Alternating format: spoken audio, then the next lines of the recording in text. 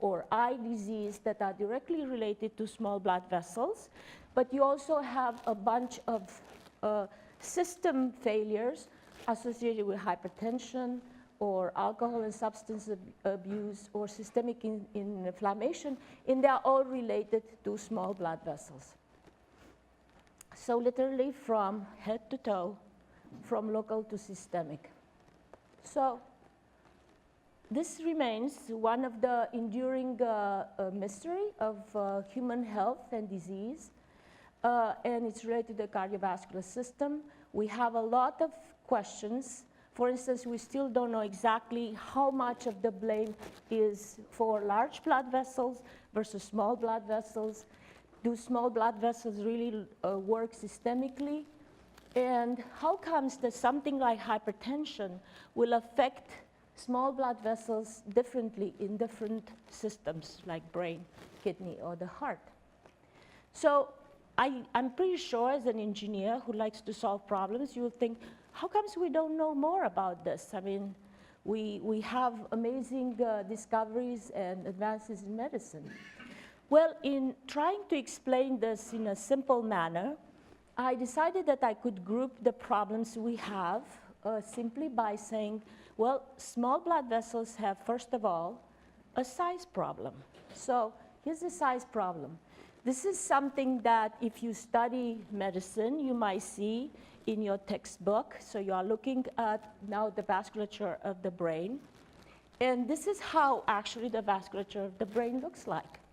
So if somebody would have this vasculature without all this amazing system of small blood vessels, you basically would be fainting. You wouldn't be able to make a single coherent thought. So out of sight, out of mind. Most people don't even know and they don't think about how many small blood vessels we have, including your doctor. So if we are looking simplistically at the smallest or the simplest way of representing blood vessels, that's at the level of the capillaries. So the smallest blood vessel needs only one cell type, and that's called endothelial cells. So at the very small level in any organ, you will have a blood vessel that's formed by cells that are very tightly connected in some of the organs, and they are going to be called continuous endothelial cells. And in some other organs, such as the liver, you have also endothelial cells, but they have a variation to where they form these huge gaps through which you can have entire cells going into the liver to be recycled. So if you look functionally, and this is from our own old work, you can see that the green blood vessels here hold in the green spheres, the microspheres, and in the liver, the microspheres are all leaking through the blood vessel because you have this discontinuous type of endothelial cells. So this is in perfect agreement with the function of the organ. At the cellular level, if you look by electron microscopy, you can see, again, the tight junctions, or you can see the large fenestrae or windows that these cells have. If you look at the molecular level, you can see that the gene expression is different, although you have something that's an endothelial cell, but it's different in the brain, different in the heart, different in the kidney. So at the level of disease, again, you look at the small blood vessels. This is a section through tissues, and they're taken from brain, lung, and kidney. As you can see, the small blood vessels are surrounded by rings, pathological rings that actually now will interfere with the system. So small blood vessels have also a knowledge fragmentation problem. What do I mean by that? You have a problem with your brain, you go to neurology. You have a problem with your heart, you go to cardiology. You have a problem with your kidney, you go to nephrology. Not only that, look at these beautiful images. What do you think they represent? They are the official pictures that are used by these three NIH institutes.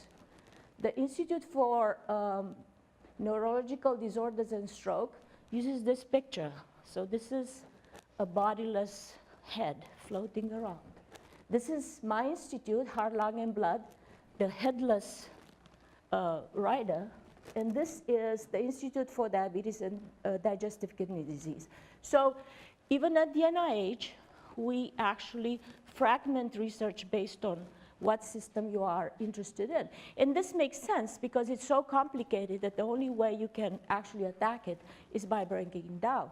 The problem is that most of us live in knowledge silos. So it's not only engineering versus biology, it's biologists themselves. They train and specialize in specific systems, and they live all their professional life, including their funding, in different areas. So as you can imagine, if something goes wrong in your heart, things will go wrong in your brain as well. But it's not so easy for people to know that because they usually don't talk to each other. The doctors specialize in one piece of your body, and it's not so easy for them to figure out what's going wrong in the other one. So in general, I would say we have a major engineering problem, and that is we actually don't have the blueprint of the human body. So when you try to fix a machine, some human, probably an extremely intelligent human or a team of humans, have designed that machine. In this case, we actually don't have the blueprint of the human body. So how are we going to try to recreate the blueprint of the human body? So one idea is to break it down to the smaller functional units. So let's say if you want to make an image, what's the smallest pixel that's going to hold important information? In our case, is the individual cell because the smallest functional unit. So there are a lot of emerging opportunities, such as those from single cell analysis. So it's possible these days to investigate single cells in terms of omics, and most of you have heard of omics, maybe, yes? Proteomics, metabolomics, everything has an omics. So you can look at various information that's stored in RNA, in DNA, in protein, and so forth. But we do have an in situ analysis challenge. That means if I want to know how cells function wherever they happen to be in the human body, I would like to study them where they are as opposed to taking them out. So as I said, there are a variety of technologies that have been developed that can isolate single cells. They can capture or grind down tissue and separate the cells. So you can go from tens to thousands of cells. You can do it pretty fast.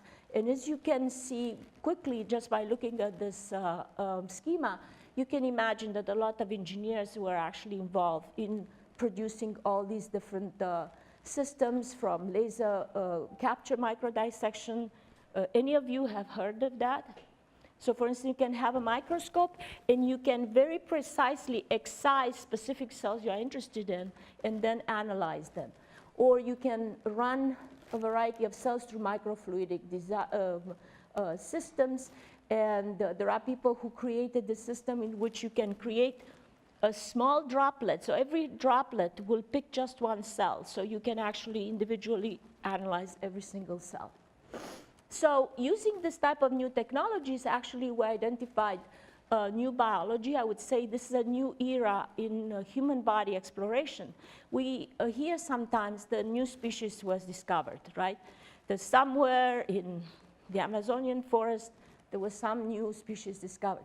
Now we discover new cells in the human body we didn't know we had. So for instance, people have identified unique cells in a mouse system. This is unique cells that we didn't know we had, 3 new cell types in the retina that we thought we knew everything about. And you can make these sort of maps of cells in the neurons. So you can disentangle the complicated genealogy and relationships between neurons, which, as you can imagine, is very important if anything goes wrong with any of them to treat it specifically to address the disease of one specific cell. This is an example that actually comes from the NIH Common Fund program, which was called the Single Cell Project that just concluded. So these are people who were able to investigate in situ, that means in place, cells, and they gave us information about protein, about lipids, about cholesterol, fat droplets, and so forth. As you can see, you can paint a very nice picture of individual cells right here. So new technologies can bring new biology. And so we looked at the type of cells that have been investigated at the NIH during these past several years. And we looked by type of cell. You can see cancer, immune stem, blood, lung, and so forth. And by type of technology, as you can see, there are various things of questions and methodologies that were used. So one thing that struck me, there were no vascular cells. Zero. Zero. So I just told you how important vascular cells are, yet those were not investigated, and we can talk about why I think that's the case. So we decided to bring together a group of people, and we proposed to the NIH directors that it's time to build a vasculum. So what did we mean by vasculum? We wanted to map the vasculature, one cell type at a time. We wanted to do a multidimensional, meaning multiple omics map, and multi-scale, so going from single cell to medical imaging. And of course, we would like that to be integrated with the tissue maps. So we presented to the NIH luminaries, the directors of the institute, the idea that we want to have a Google map for the human vasculature. So the idea was that we would go from cells in situ, wherever they are, to neighborhoods or tissues, to understanding the whole map of the vasculature. So it's not very different from, say, I want to go to the White House. This is the address. I can see the neighborhood, but I can use Google Map and say, okay, how do I get there, assuming that I want to avoid traffic jams, I want to bike or walk or take public transportation. So it's multidimensional and multi-scale, right? So guess what? They loved it. But they loved it so much that I still remember, I have the image in my face. So we brought about 12 institutes together, and we were all convinced we want to build a Google map of the vasculature. But in sitting with all the other institute directors, Dr. Francis Collins looked at me and he said, this is interesting, but do you think you could build the whole human map? And I don't know how many of you had this sort of moment where saying yes or no makes all the difference. I had about 2 seconds, and I said, I think so. And I said, furthermore, I think that the vasculature could be the roadmap of the Google map of the whole human body. He frowned, he looked at me, and I went back. We had this was like an audition, so every institute had their own presentation. We had like 50 competitors or competing proposals. We were in the top 3, so we didn't know what the result was. It felt like being a student all over again. I went back to my team and I said, I either killed it or I saved it, so I don't know. So 2 days later, we said, yes, this is a go. So we are going to have this Common Fund program that is called the Human Biomolecular Atlas, and it's also called HubMap. This, probably most of you know we love acronyms, and if you don't like this one, it's my fault.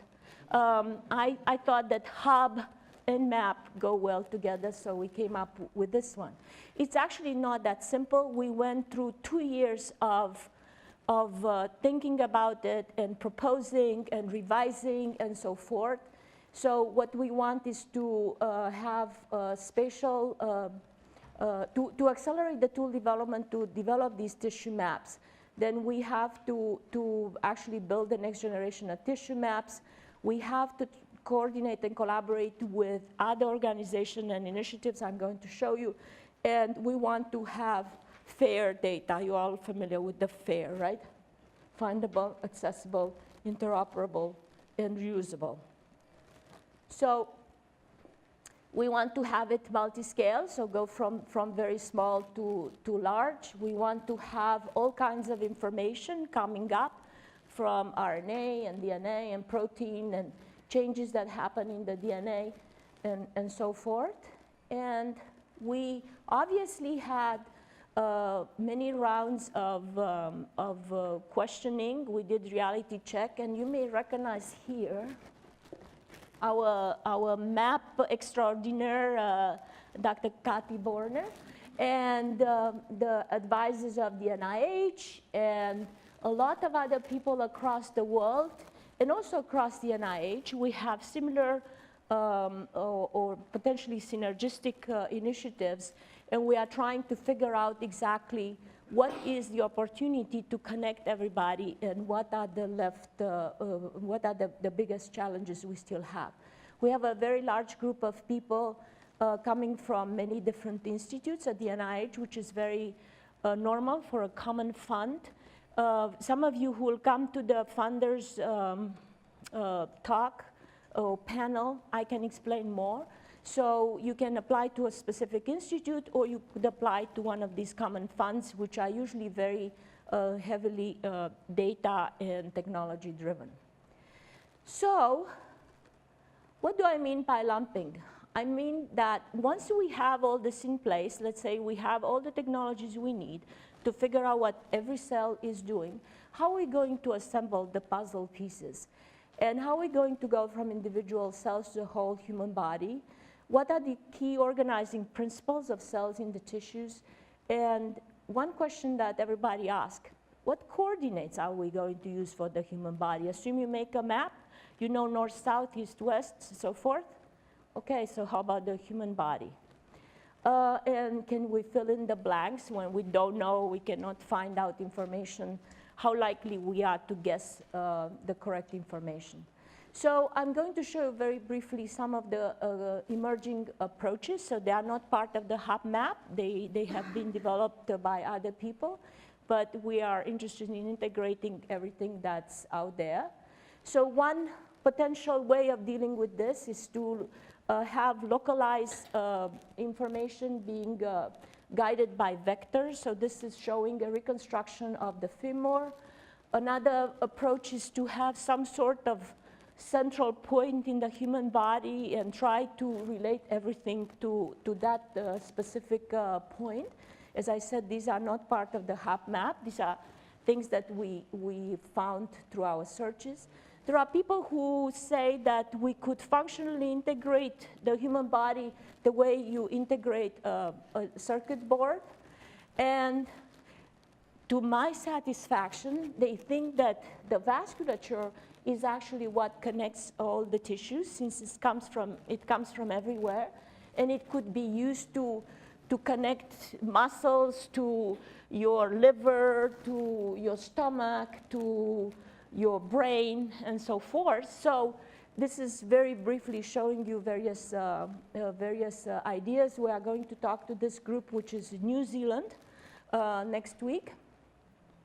So this is again coming back to the cardiovascular system to show you my own hope.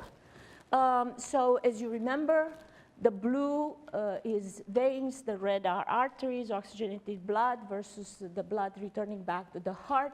As you can see, very crude representation of the small blood vessels that fill all the organs, lungs, kidneys, and so forth. And so you can see that there is a left to right symmetry. You also see that every organ contains this. So basically you have an architecture that's created along the vascular tracts. And other people have shown that there are organ-specific vascular zip codes. What do I mean by that? Remember the example of the continuous endothelial cells in the brain. Everything is very tight. But these cells have a specific molecular makeup that makes them recognizable by blood cells and other things that circulate. It's almost like they have a zip code. When your mail gets delivered, it gets delivered by the zip code. And the spleen has a different zip code. So it is possible to use the vascular system to organize, to integrate, and even to navigate the whole body map. So I'm hoping that people who are smarter than I am and know more about how you can model this will help us figure out whether this could be an anatomically relevant coordinate system, and I can talk in more details with those of you who might be interested. So we are coming to the other part of my title, which is the Rubik's Cube dilemma. You are all familiar with this thing? Or you are too young to know about it? No. I actually saw was it probably a 4-year-old girl who can solve this in, I don't know, 3 seconds. So the solution is this for the Rubik's Cube. But how about our Rubik's Cube? What if the solution is this? I mean, if I told you that no single square should be the same, that will make it a little bit more complicated, right? So let's look at the carotid artery. This is carotid artery. And this develops atherosclerotic plaques build up inside. You heard of these things? So people who have significant buildup can end up with a stroke, because when this gets clogged or breaks down and the blood clots there, it goes to your brain and you get the stroke. So it's the most likely cause of a stroke. You can model the coronary artery, the carotid artery in a mouse. So this is a special mouse in which you can have a variety of colors that are driven by different initiators, and in the end, based on what happens to the cells, you may see whether they come from the same origin or not. So if you do this in a mouse, again, this is how the carotid artery looks like. As you can see, it's pretty interesting. You have all this beautiful combination of colors. But this is what happens when this artery gets injured. The lesions are very uniform. So there are specific cells that create the lesions. And it's not the same, but it's just showing that there are specific cells that get completely nuts and create this big lesion. Now, assume that you want to treat this. It would be very good to know which of the cells you are going to treat, right? So this actually is not unheard of, because the new technologies are just proving things that used to be thought as curiosity. So in 1973, one of the founders of cardiovascular pathology told us that actually the atherosclerotic plaques, those build up that you can see in carotids or coronaries, you get the heart attack, are formed by specific cells. So it's almost like a tumor. There are specific cells that go nuts and create these lesions. His disciple showed later that the origin of these smooth mast cells that are basically the meat of your artery are very different. So you can see by different color, blue, red, green. These are cells that during development come from different origins. So this is an adult aorta, so it's your biggest blood vessel in your body, and it has 3 different origins. And guess why is this very important? I had an aha moment myself, and then a lot of people had the same aha moment. Have you ever heard of aneurysm? No? There are people who get these cracks, huge cracks developing in their major artery, which is the aorta, and many of them die. This goes undiagnosed until basically it bursts and you bleed internally to death. But guess what? they seem to happen exactly here where the smooth mast cells of two different origins come together. It's almost like a tectonic plaque. So at some point they decide, okay, we don't like each other anymore, and just split, right? So we realized that actually understanding the diversity of one cell type, which is the smooth mast cell type, may actually hold the key to a variety of diseases. So it's important to not try to completely lump everything, but be able to put it together in a way that makes sense. So the vasculum-specific challenges, and remember I said nobody looked at vascular cells, either smooth mast cells or endothelial cells. Guess why? Anybody has a guess? No. That's one, yeah? Well, they are hard to get to. They are inside, right? So we have the desire to study normal vascular cells, which means you have to find individuals who willingly, normal individuals, who willingly will give you the normal blood vessels inside their body. It's not very easy, right? We have this challenge, except maybe for fat, which I think many of us will willingly donate some. It's easy to understand why people are not going to want to give you one of their major blood vessels. But because I like challenges, in thinking about this challenge, I remember something. Let's see how many of you recognize this. You are dating yourself, I can see. For those of you who are too young to remember, you should see this. Almost 50, right? 50 years old movie that was called Fantastic Voyage. And it was a very entertaining movie. I remember seeing it, and it's still, you can find it. And in this movie, I think it was very funny, because if you watch the YouTube trailer for this, it says 4 men and 1 beautiful woman, who was Rachel Welch, went to save a scientist. And in order to save a scientist, they were miniaturized and sent through the blood vessels of this scientist. And I thought, wait a minute, so blood vessels are very difficult to access from outside, but they are the first thing you can access from inside. And if you all think I'm crazy, in 2016, the Nobel Prize for Chemistry was given for nanomachines.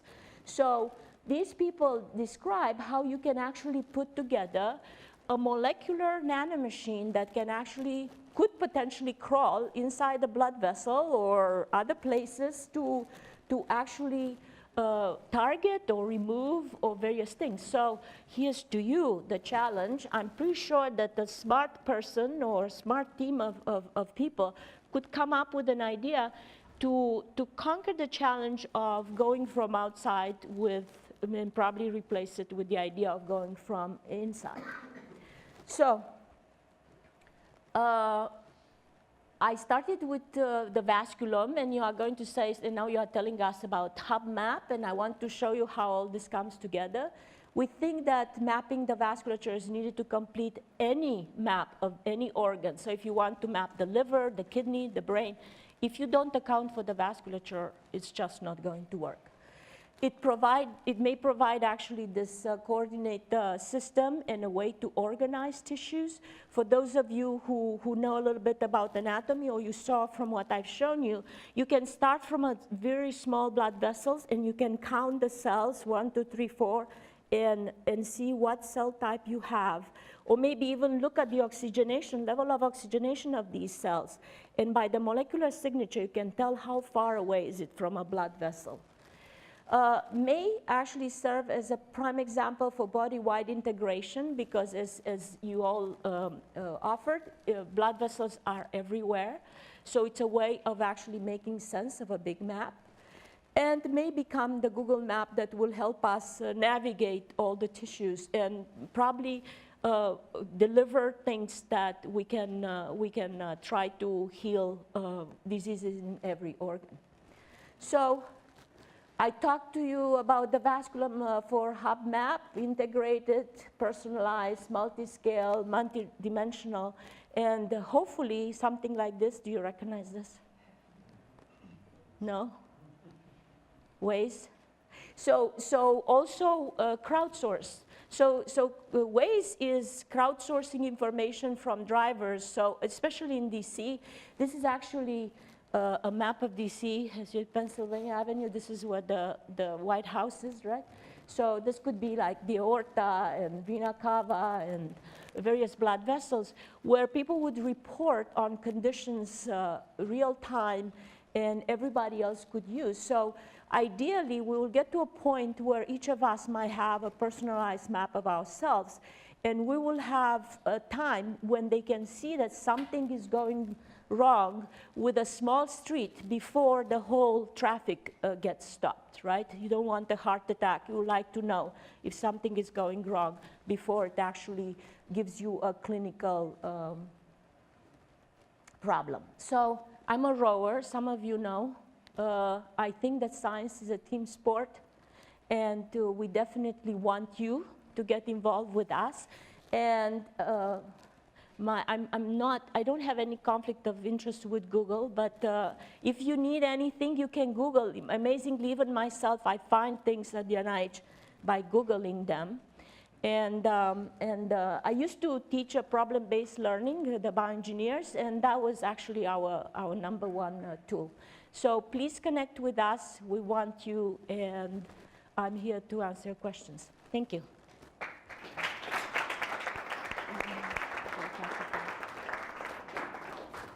So we have 2 microphones going around, one using Scott's microphone, and I will have one as well.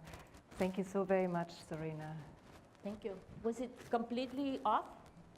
No? Okay. I think we have 2 questions already coming to you. Thank you for your presentation. Very exciting. Thank you. I work in 3D mapping. Here. Can you use Somebody's giving you a mic. Okay. I was saying thank you for your presentation. It was fantastic.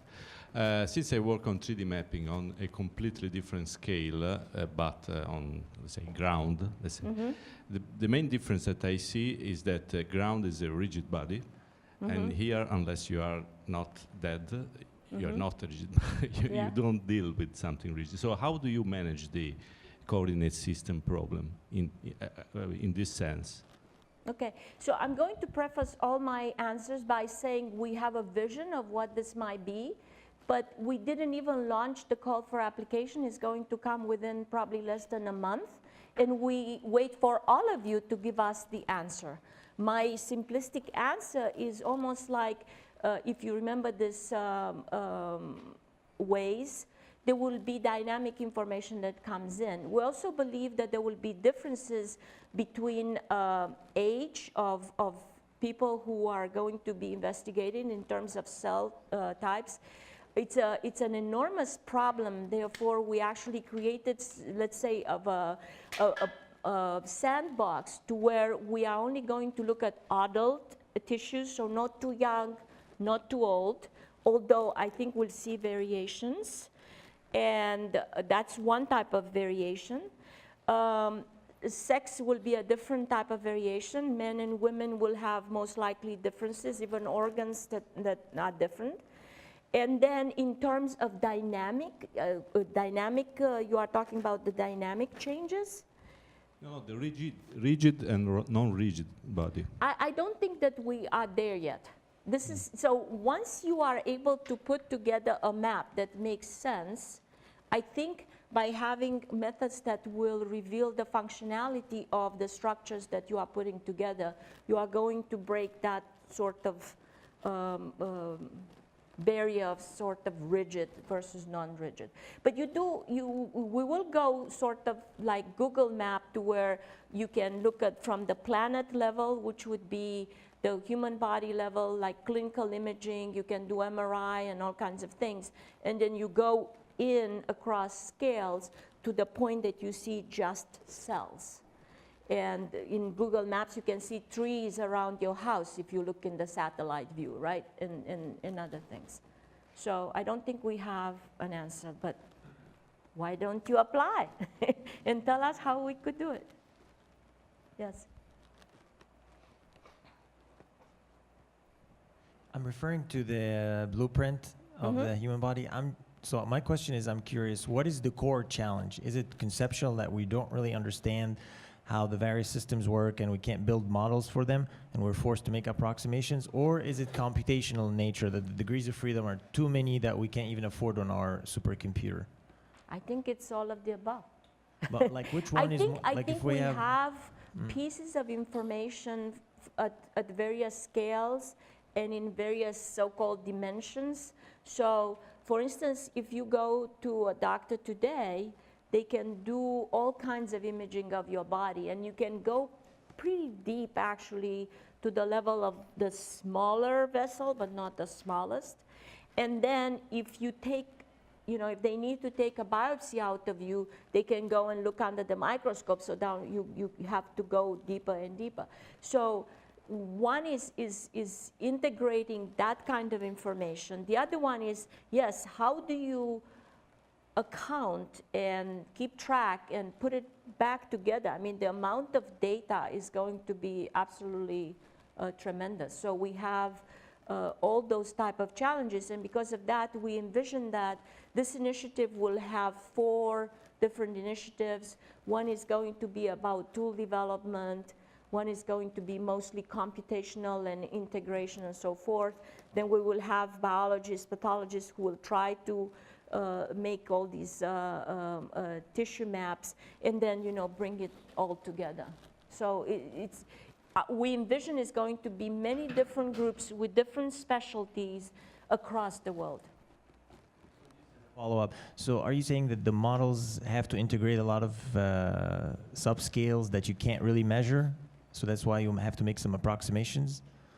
Like are Yes, I'm saying that at the level we are now, we cannot really account for what is happening, and that's why we decided that probably we have to go really deep to split, so to say, because the complexity, it's not obvious to us at this point. As I said, the new technologies are showing us that we have cells that we didn't know we have. So how can you find out what's wrong with your body when you don't even know that you have these things in your body? So you have to get to where you know what you have, and then bring it back to where you can integrate now the new knowledge with the previous knowledge and integrate across scales and across time. Yes. Maybe if I can add to this, I think it's very similar to the periodic table of elements. If you're interested in science history, you will know that there are many, many different proposals that were competing for what that base map of the periodic table of elements would look like. And there were many open cells when they created the current one, which is now taught in school. And it's similar here, even though there might be, maybe it's 60 or more % which are still open, which we don't know what goes in there. But we are trying to envision base maps that might fit for the overall set of all of them. And I think it's very interesting that you brought up the dynamics, because some base maps, they are optimizing not for the structure which we see in a human body, but they're optimizing for the dynamics inside of this structure. And that poses another completely different challenge. And so bringing a map together that not only empowers others to plug and play their respective parts, but also opens the eyes of many, and also general audiences and young student audiences, to the beauty and value and complexity of the human body and the uniqueness of it. I think that also poses all kinds of training and education challenges. And given that we have Kelly Anthony here from the National Science Foundation, I would love to see also discussions surrounding the usage of this map for training purposes. And maybe NSF is also interested to support that part, because I think biocomplexity is extremely complex, to say it this way. And so having a map that can help people understand, oh, we are discussing this, but this is how it's connected to everything else. Or this is what happens if we turn this body on.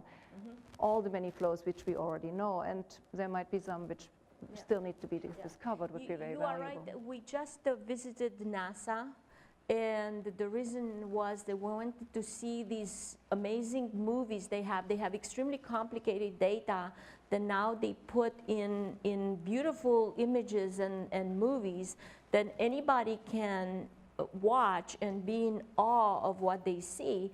And they tell us that there is a huge challenge, and they collaborate. The scientists have to collaborate with the data people, with the artists, with people who know how to tell a story, because the data is so complicated. But if you know how to present the story, or even envision how you might present such complicated data, is able to engage now a lot of people. And they were telling us they were super excited that Leonardo DiCaprio visited just before us. No, they had other important people before us. We went there mostly to learn. And he had like a 2-hour appointment, and he spent 7 hours, and he also brought his mother. Good, Leo.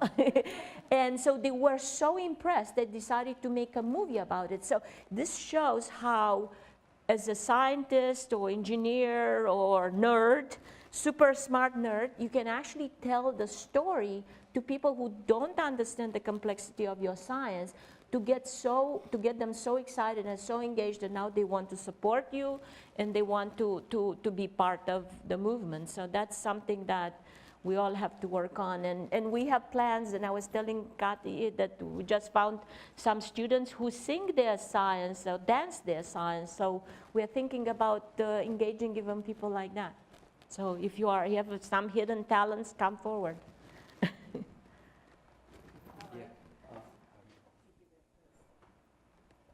Okay, thanks so much for your presentation. So very interesting. So I'm working on the robotics, you know. So if I know some university is doing like a nano robotics, if we have a human body map, which is really helpful for the neuron, for the nano robotics. My question is, have you gotten anything regarding the computational intelligence technology or machine learning, those kind of technology into the body map? As I said, our initiatives are open to all ideas. If you can explain how your specific technology or skill could help us with the map, you have a good shot at applying for this. Yes. Okay, good. Second question is, you mentioned the navigation, right, for the tissue or navigation. What's the meaning navigation in your human map? Because in the robotics, we have a navigation means,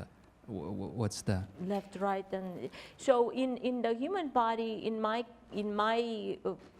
mind, as you probably know, there are things that are carried by your blood, right? So there are molecules, there are cells, there are all kinds of biologically active factors that circulate in your blood. They're usually produced in one part of your body, and they have to end up in some other part of your body. So stuff that's created by a gland, for instance, has to go to your brain or to your heart. How do they know where to go, and how do they know where to enter? So it's like I said, delivering mail. So because almost everything circulates through your blood, again, to the Google Map analogy, you have the roads. So the mail truck comes with all the packages and knows that at this zip code, at this address, I'm dropping off this stuff, and then I continue and I go and I deliver something somewhere else. That's what we mean by navigation, at least in my image right now. So it's the anatomically, physiologically type of navigation. Okay? Okay, yeah, thanks so much. Yeah, thank you. All right.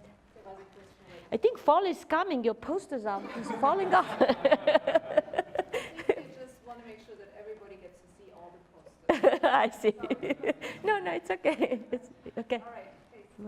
My question is that you mentioned that it's difficult to have easy access to cells, but then you mentioned blood is in contact direct with the cells. Has it been used as a non-invasive method to provide this blueprint for you? No, that's what I said, that I think it's an enormous opportunity. Is it possible do you find it possible to do that? Yeah, as I said, I think that it's possible. How it's going to be done, I'm not sure. But think about, there are systems already like nano systems. You can deliver little liposomes or things that encapsulate different things, and they recognize the molecules on the surface of the cell, and they can deliver their cargo and so forth. So I'm thinking that that could also be used as a method to map what's inside the blood vessels, endothelial cells, which I told you is the first layer of cells on the blood vessel surface, and the blood contacts them directly. You could send things to the blood that would recognize and analyze this very first layer, and potentially even be able to get inside and look next to it. Okay? It's all like, you know, the Fantastic Voyage. So at this point, it's science fiction. Not so much anymore. Thank you very All right. Thank you. I would like to thank Zorina. She will be here, so please feel free to ask her all the other questions you had later on. And let's thank her one more time. Thank you. Thank you for having me. Okay.